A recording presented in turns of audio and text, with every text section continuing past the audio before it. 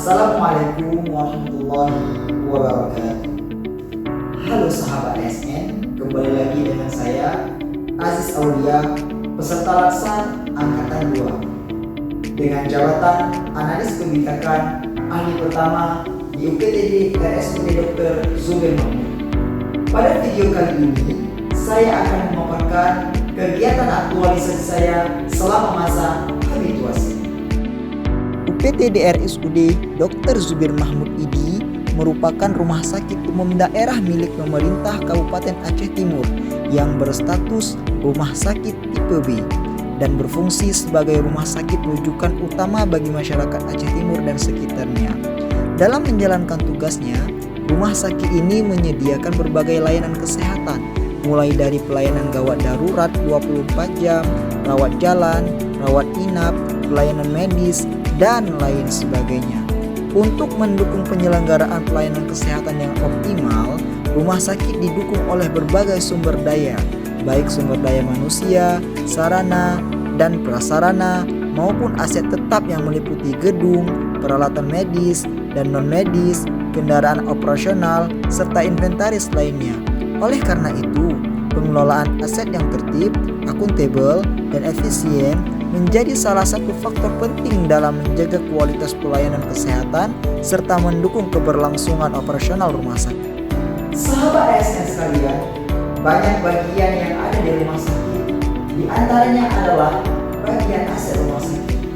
Bagian aset rumah sakit merupakan bagian yang sangat sakral, yang mana dia mengelola aset dari awal masuk aset sampai dengan aset itu dimusnahkan. Dengan demikian, saya tertarik untuk mengambil judul laksana terkait aset karena saya melihat banyak sekali permasalahan yang terjadi di bagian aset rumah sakit.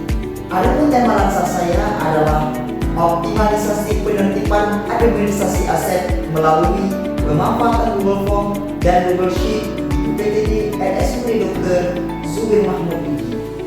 Dari tema ini, saya melakukan 4 kegiatan agar tujuan saya mengambil tema ini dapat tercapai.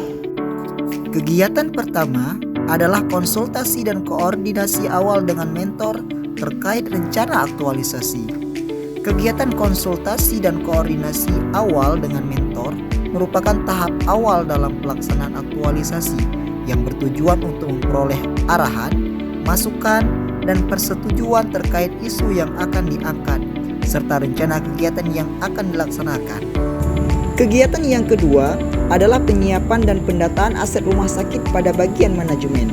Kegiatan ini diawali dengan mengidentifikasi kebutuhan data aset yang diperlukan untuk memperoleh informasi yang relevan dan sesuai dengan kebutuhan pengelolaan aset.